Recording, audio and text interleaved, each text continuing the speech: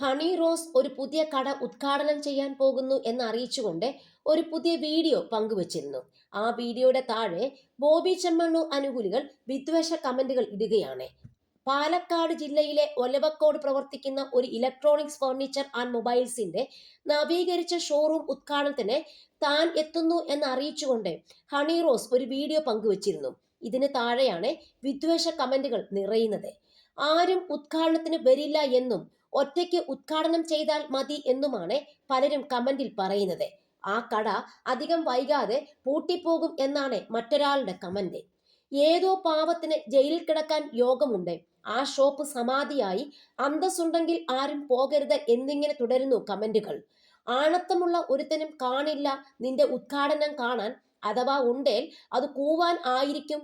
ആ കട 8 നിലയിൽ പൊട്ടട്ടെ എന്നും ആശംസിക്കുന്നു എന്നാണ് ഒരു പ്രൊഫൈലിൽ നിന്ന് വന്ന കമന്റ്.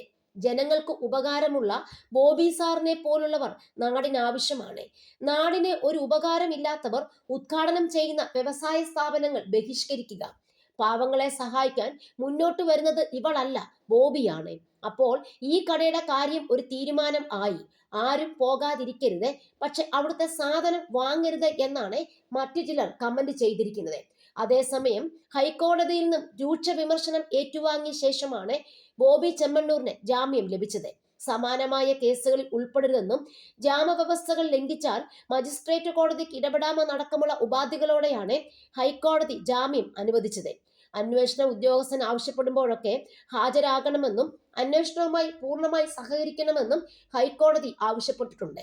പോലീസ് ചുമത്തിയ കുറ്റങ്ങൾ പ്രഥമദൃഷ്ട്യാ നിലനിൽക്കും എന്ന് കോടതി ചൂണ്ടിക്കാട്ടിയിരുന്നു.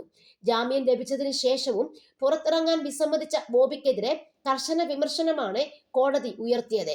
പണത്തിന്റെ ഹുങ്ക് ജുഡീഷ്യറോട് വേണ്ട എന്നും കോടതി പറഞ്ഞിരുന്നു.